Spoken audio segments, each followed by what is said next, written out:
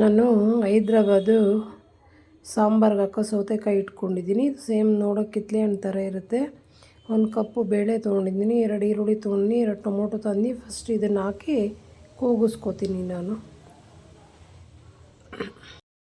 ಇವಾಗ ನಾನು ಬೇಳೆ ಸಾರಿಗೆ ಒಗ್ಗರಣೆ ಹಾಕತ್ತಾಯಿದ್ದೀನಿ. 1-2 ಸ್ಪೂನ್ ಎಣ್ಣೆ ಹಾಕತ್ತೀನಿ. ಎಣ್ಣೆ ಕಾದಿರೋದಕ್ಕೆ ಸ್ವಲ್ಪ ಸಾಸಿವೆ ಹಾಕೋತೀನಿ.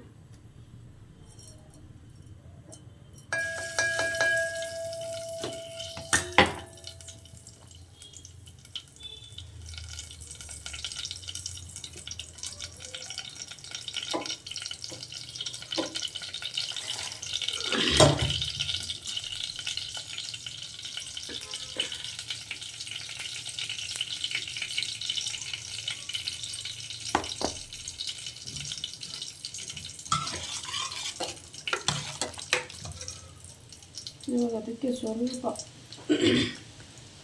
ಅರಿಶಿನ ಪುಡಿ ಹಾಕೋತೀನಿ. ಇವಾಗ ಬೇಳೆ ಸೌತೆಕಾಯಿ ಕೂಗಿಸ್ಕೊಂಡಿರೋದ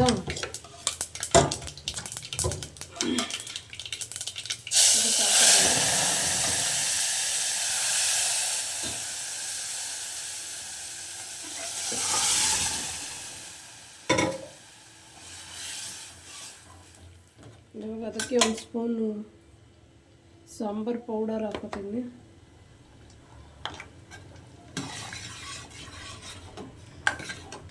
ಅದಕ್ಕೆ ಸ್ವಲ್ಪ ನೀರು ಹಾಕೋತೀನಿ.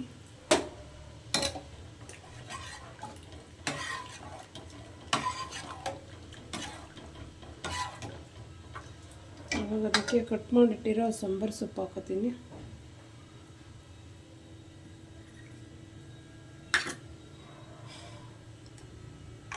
ಇವಾಗ 1/2 ಸ್ಪೂನ್ ಸಾಲ್ಟ್ ಹಾಕೋತೀನಿ.